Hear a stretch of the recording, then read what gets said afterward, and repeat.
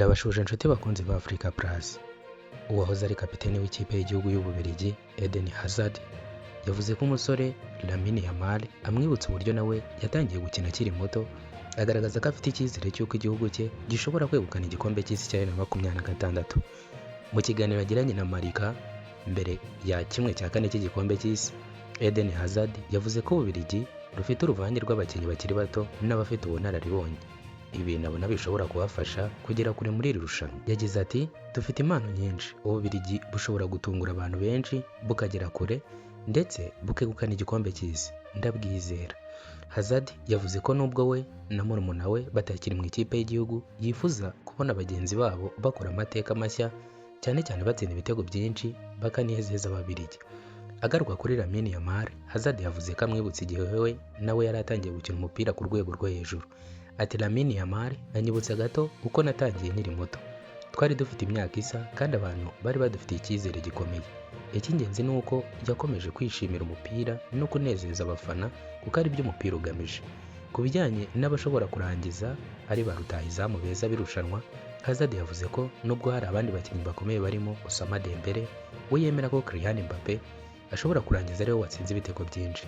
Hazard kandi yashimiye mugenzi we bakinanye mu Bubiligi Thibaut Courtois, avuga ko ari we munyezamu mwiza ku isi kubera ubuhanga afite, uburebure bwe n'uburyo afasha ikipe ye mu bihe bikomeye. Yagize ati, Courtois niwe munyezamu mwiza ku isi, yabigaragaje inshuro nyinshi mu mikino ikomeye. Ku ruhande rw'amakipe akunda, Hazard yavuze ko yizeye ko Xabi Alonso azafasha ikipe ya Chelsea FC kongera guhatanira ibikombe. Anashimira Cole Palmer nk'umukinnyi ufite ejo hazaza heza. Hazard yaseseye gukina umupira mu Ukuboza 2022 nyuma y'igikombe cy'isi cyabereye muri Qatar. Yasize akiniye Ububiligi imikino 26, atsinda ibitego 33, anayobora iki gihugu kugera ku mwanya wa gatatu mu gikombe cy'isi cya 2018, aribwo cyageze ku musaruro mwiza mu mateka yacyo. Naho urwego rw'ubutasi bwa Leta Zunze Ubumwe za Amerika FBI rwatangiye gukora iperereza ku bikorwa by'imari by'ishyirahamwe ry'umupira w'amaguru muri Argentine Football Association, nyuma y'amakuru agaragaza ko hari amafaranga menshi yanyujijwe mu kigo cyigenga mu buryo buri gukemangwa. Nk'uko byatangajwe n'ikinyamakuru cyo muri Argentine La Nación, FBI iri gukusanya ubuhamya n'inyandiko zirebana n'ibikorwa bya AFA yakorewe muri Leta Zunze Ubumwe za Amerika hagamijwe kumenya niba nta byaha birimo iyezandonyi cyangwa uburiganya bukoresheje amabanki byaba byarabaye. Iperereza ry'ibanze ku mubano uri hagati ya FA n'ikigo cya Tour Pro Inter RCC cyashinzwe kwakira no gucunga amafaranga akomokaga ku masezerano y'ubufatanye y'iyi federasiyo yagiranaga n'abaterankunga n'ibindi bigo.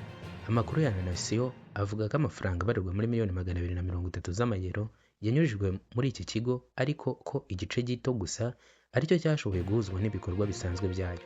Harimo kandi asaga miliyoni 50 z'amayero yoherejwe ku bigo n'abantu. Inyandiko zagaragajwe n'iki kinyamakuru zigaragaza impamvu y'ubukungu yatumye amafaranga atangwa.